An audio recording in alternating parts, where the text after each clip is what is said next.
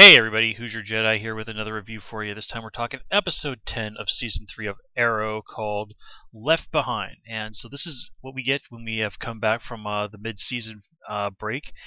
And all in all, this is kind of what I would expect from one of those episodes. A lot of time is spent bouncing around from everybody, sort of moving the pieces around on the board a little bit, checking in with everybody, and just sort of getting us in a position to really sort of take off towards the final half of the season.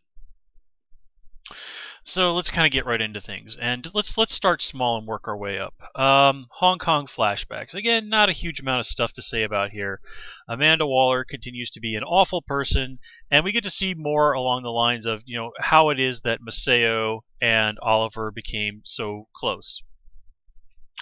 And this is also kind of building us towards the finding out, well, what happened in Hong Kong that caused Maceo to end up joining the League of Assassins. What happened to his and Tatsu's son is probably going to be answered. I got the feeling things are not going to end well for Akio, I believe his name was. So anyway, moving on to what's going on with the present. And again, let's kind of start small. Let's start with her.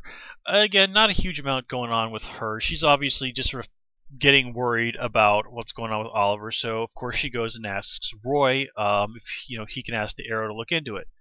Now remember, she had found his bow previously, so Thea has almost certainly put together that Roy is the Arrow's apprentice.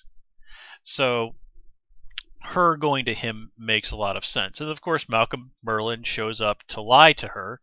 And of course we get one of those wonderful John Barrowman smirks with, "It's cute that you think that is possible." And then he also kind of goes like, "Yeah, the League of Assassins is coming to kill me, so we need to get out of town." Now, of course, the League of Assassins is actually not really interested in killing Thea, just him. But obviously Malcolm does care about Thea quite a bit, so he wants to keep her close. And just that whole line of Oliver is family. Well, yeah, I don't buy that at all. But we'll talk a little bit more about that when we move on to Malcolm. So let's see. Ray. Again, he's getting to the point where he's about ready to try testing out his Atom suit, as we see in this episode. And he wants Felicity's help in just sorting out the final things. And of course, given all that's going on with her, Felicity doesn't really want this to happen because she cares about Ray. She likes him, and even though Ray is a good guy and he's obviously a brave guy, he has no training at fighting that we are aware of, or at least certainly that Felicity is aware of. So he can put on his DC brand Iron Man costume if he wants, but that doesn't necessarily mean that he's actually going to be able to survive if he goes out there and tries to fight crime. And I love the way that Brandon Routh phrased that whole thing. Like, you make it sound like going out, a man putting on a super suit and going out and fighting crime is Looney Tunes. Incidentally, keep in mind that Warner Brothers, which owns DC Comics, also owns the Looney Tunes. So nice bit there. Of course, Felicity is in a horrible place emotionally, and she doesn't want anything bad to happen to anybody else that she cares about. So she really gets in Ray's face about, this isn't what Anna would have wanted. And of course, if you forgot, being his dead fiance. And, I got to give Brandon Routh a lot of credit here. The Superman movie he was in was not very good, but he's still a pretty darn good actor. And just that look that he gives her, that is absolutely 100% the look you give somebody when they've said something that crosses the line. And I love how he just says, like, "I can tell you're upset, but don't talk to me about Anna. You have no right to say anything about what she would have wanted." And in all fairness to her, Felicity kind of realizes that she did cross the line there. But that was a really nice moment for Ray. This is, I think, the first time we've ever really gotten to see Ray angry, and it shows that there's a line in the sand with this guy that you just don't cross. Ray's not all goofiness and altruism. There's anger in this guy, so that was nice. Let's see. Nothing particular to say about Maseo and Tatsu in present time. I mean, I was somewhat surprised that it turned out to be Tatsu that they went to bring Oliver back, but they'd shown her in the past being able to use like meditation to basically give Oliver total recall. And previously, I'd said that the most likely person to have pulled Oliver off that mountain was Maseo. So again, not really huge surprises there. Now, one thing though that Stephen Amell has said on social media is that they would not be using the Lazarus Pit to bring Oliver back, which is a little disappointing. But I think it's just a little too out there for Arrow. Let give it some time to let some of the craziness, the superpowered, heightened energy from Flash sort of bleed over into the Arrow side of this universe, and then maybe something like the Lazarus Pit would be a viable choice, but not now. And it's not as if there aren't a million different ways they can bring people back in comic books, so I'm sure Tatsu will just pull something out of her ass. I mean, they had basically what were those magic herbs, that can cure damn near anything on Lian Yu. So yeah, I'm sure that she'll pull something out of her. She'll pull something out of her ass. It's like, yeah, I used ancient Chinese secret slash racist Asian stereotype to bring you back. So whatever. Let me see.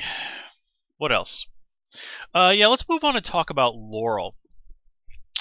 Now this is us getting to see Laurel going out there for the first time and really properly being Black Canary.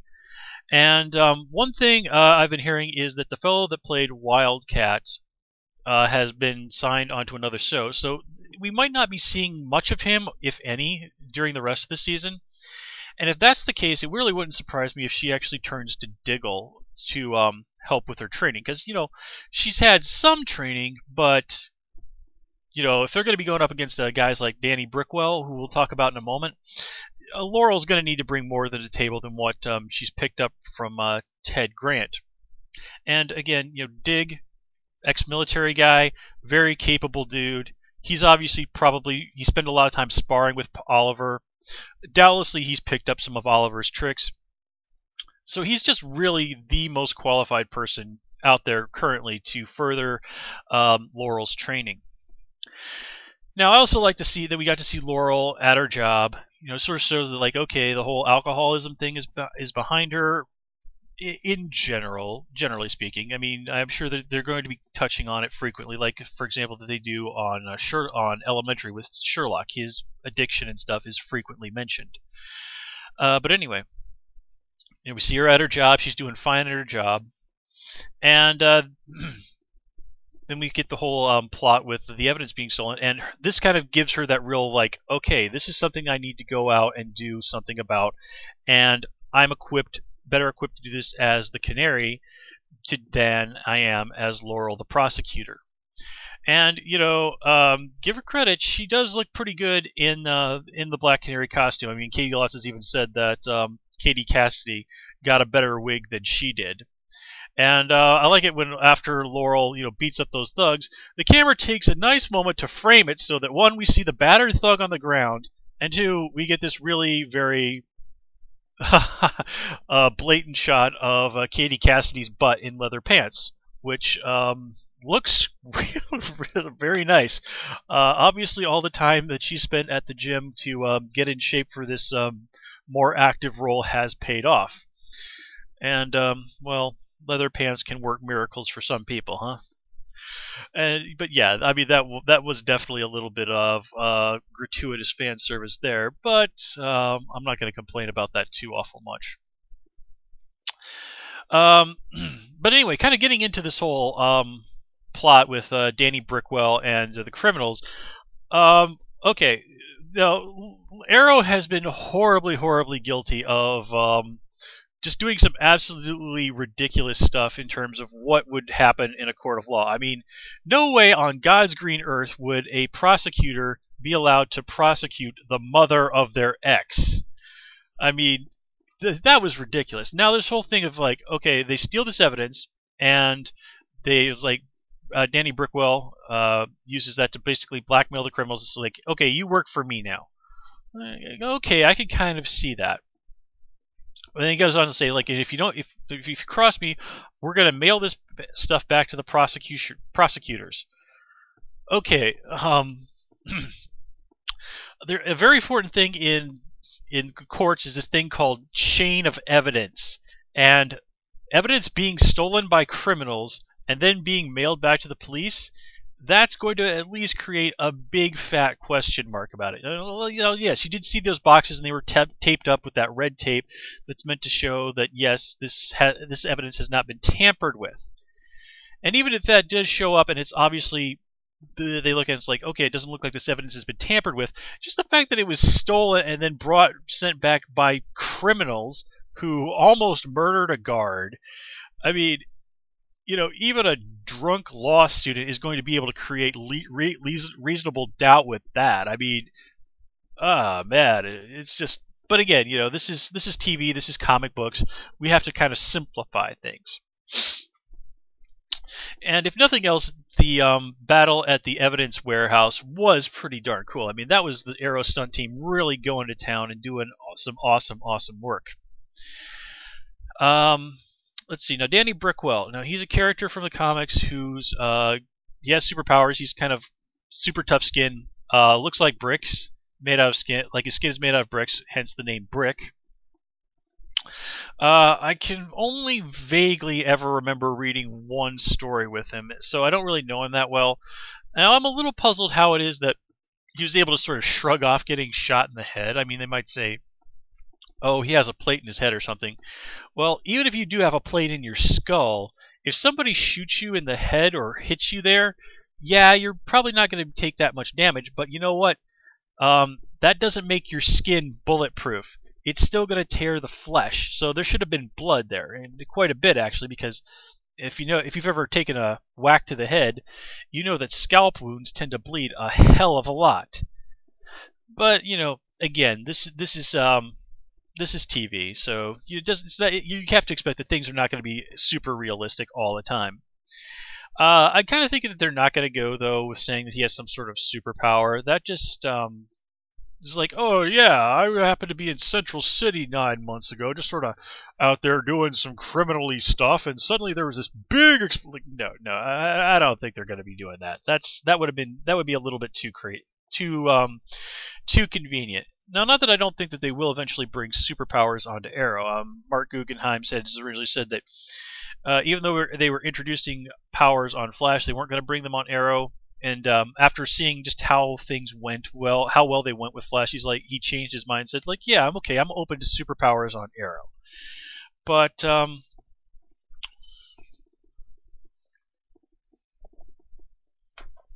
I don't think this is going to be where they do it. I think they're going to save that for somebody who's got a little bit more of a high profile. Somebody who would actually really get the fans excited. Of course, I mean that in terms of Brick, the character. Getting Vinnie Jones on Arrow, that's pretty cool. He's a guy who really knows how to play characters like Danny Brickwell very well. You just take one look at this guy, it's just like, I'm out of here. I am running away from this guy as fast as I possibly could. And, you can tell that Vinnie Jones is obviously having quite a bit of fun with this. He's just like, turn it up the notch all the way to 11. Let's just go.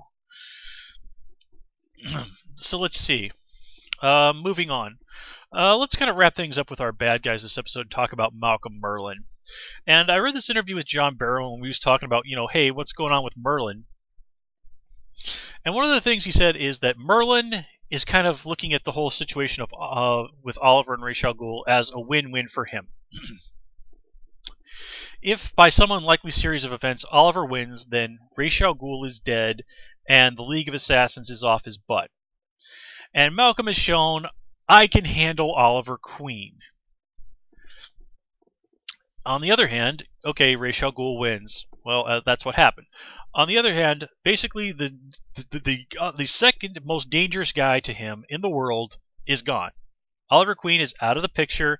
He's not there to interfere with Malcolm manipulating Thea in whatever way he wants. And, that basically sort of cuts the head off the serpent of anything that's a threat to him in Starling City. Yes, he still has to contend with the League of Assassins, but Malcolm's managed to stay one step ahead of the League this long, so... And you have to think that, sorry, I completely lost my train of thought there. But anyway, so either way, it's kind of a win-win for Malcolm Merlyn. One way or the other, one of the two people who in the world who are the biggest threats to each other, to him, one of them is going to kill the other. And it also is going to either free him up to do whatever he wants because the League of Assassins won't be after him, or to manipulate his daughter however he wants. So, again, this is just party time for Malcolm Merlyn. I mean, yes, and we even see him going in there and just sort of totally screwing with Team Arrow. And I love how he just strolls in there and he immediately has the perfect psychological read on everybody there in the cave, particularly Felicity. Then again, anybody familiar with the 5 stages of grief would have a pretty good idea of what's going on with Felicity. But I have the feeling that this is all going to spectacularly blow up in Malcolm Merlyn's face, because there's just no way Thea is not going to find out that Oliver is the vigilante and that her dad has been manipulating her just shamelessly. And I can see that that's basically kind of going to be what turns her around and leads to her basically becoming, either adopting the mantle of Speedy or Artemis. The exact name is kind of up for debate, but the role that she is stepping into is pretty clear. I mean, it's pretty clear that's what's going to be going on with her. Now, since we brought her up, let's kind of talk about Felicity, who I think is really in a lot of ways kind of the centerpiece of all of this. I mean, she's just in this emotional maelstrom. She's the leaf in the wind. And it's causing her to just be in denial, to freak out, and to, try and hold on to the people around her, and ultimately fail at it because all she does is push them away. She, talks trash to Ray about his whole thing with the Atom suit, and, that really sort of hits a sore spot with him. Now, granted, later on she goes over and apologizes to him and sort of explains, like, look, explains what's going on and how she's really in a bad place there. And Ray, he's a cool guy, so he's like, he's understanding about the whole situation. I mean, it's not like we all been having a really tough time of it and lashed out at somebody that we cared about. So it's not so successful when she sort of pulls the plug on the operation at the warehouse, and Dig and Roy go off on her. They're pissed, and they're basically like, you don't get to make these decisions for us. We're the guys who are out there in the field, and we know these situations better than you do. And Felicity, while well-intentioned, did cross the line. That really is not her call to make. But again, it's just her desperate desire not to lose anyone else. So, going back, let's talk about Roy since we mentioned him briefly. One thing that I saw another commentator point out was that in the whole situation here, one of the things we see Roy doing is, having a drink. And, of course, in the comics, one of the most famous things with Roy Harper is that he fell into drug use. Now, I don't think they're going to do that here on the show. Drug use is always a very, very sensitive topic that you really got to be you have to treat it with seriousness. Like Elementary is a great example of a show that treats drug addiction with the weight that it deserves. So I could kind of see them maybe sort of going down the quote-unquote softer road of possibly having it be an alcohol addiction. It's just sort of Roy's way of coping with this horrible event that's dropped on his life. And this would also open up a door to kind of have him bond a little bit with Laurel. If Laurel sees Roy sort of going down the road that led to her own alcoholism, then she could kind of be in a position to sort of step in and hopefully pull Roy back from the brink before he does something really stupid. And that would give them a good reason to bond. Because there really hasn't been a whole lot of Roy Laurel there before. And let's see. Oh yeah, of course we can't forget to talk about Diggle. And with Oliver out of the picture, it sort of falls on Diggle as the new leader of Team Arrow, and we get to see him go out once again in the Arrow costume, which we haven't seen for quite a while. And I really love that during that line where he goes, it's too tight. And what's really fun is if you're on Twitter that both David Ramsey and Colton Hayes actually were joking that like that wasn't just something they threw in there as a joke. The costume really was too tight on David Ramsey and was apparently very, very uncomfortable. So that was cool. But as cool a guy is, as Dig is, as level-headed as he is, just even he is just kind of lost in the whole situation. He doesn't really know what exactly they should do next. And the sad thing is that Felicity and Roy are even more lost than he is. And then there's that line he has about how he still thought of himself as Oliver's bodyguard and that he wasn't there to protect him. That really does sort of show that sort of brotherly bond that he and Oliver have developed over their years of working together. And I love it just how it all blows up at the end with it's like, without Oliver, this isn't going to work. And that's kind of looking how it's going to be. Without Oliver, it looks like Team Arrow is just going to go into this downward spiral. Now, I think what they're setting up for here is to try and get it so that maybe Laurel can sort of step in, be that new spearhead of Team Arrow. But Roy has more experience as a vigilante than she does. So, the idea of kind of trying to rebuild Team Arrow as, sort of Team Canary, yeah, I mean, it's an idea that seems good on paper, and if this was Sarah, then I would think it would be a totally viable thing. But Laurel is totally new at this. She's, as I said, less experienced at this than Roy, and Roy, by his own admission, basically still has a lot to learn. Well, no, not exactly by his own admission, but you get what I'm saying. So, yeah. Team Arrow definitely needs Oliver to get back there pretty soon. Now, I know some people were disappointed that they kind of kept it in the dark. They immediately answered the question, is Oliver dead? Well, of course Oliver was not dead. There was never any real doubt for a moment, except in the minds of extraordinarily stupid people on Tumblr, that Oliver was going to be back, that he was not dead. Now, I can kind of understand them not wanting to basically keep the ball in the air for very long. Because, well, if one thing I've learned is that modern TV audiences are extraordinarily impatient. And I can't really blame people for this, because we've all been jerked around by shows that keep this one plot elements going on all season, where things just never go anywhere, never move forward, and it's horrible. And I can imagine if they were going to do that, they wouldn't have kept that going for more than even 3 episodes. But here, we get the episode, we get to see the fallout, and then at the end we see, okay, Oliver is back, so we're on a course to having things come back together. Now, of course, the question is going to be, next episode, why doesn't the first thing that Oliver say, like, hey, can I borrow, somebody lend me their phone, I need to call my friends and let them know that I'm alive? There's going to have to be one hell of an explanation for, Oliver, we can't let you know your friends are alive. But I have a feeling it is really all going to kind of build up to just having a great moment of Oliver popping up as the vigilante and saving the day and being really cool. And then it was like, Laurel, what the hell are you doing dressed in that outfit? But anyway, all in all, not the best episode of the show ever, but again, it's all about sort of, let's move the pieces around, let's get this new status quo set up so that we can just sort of punch forward.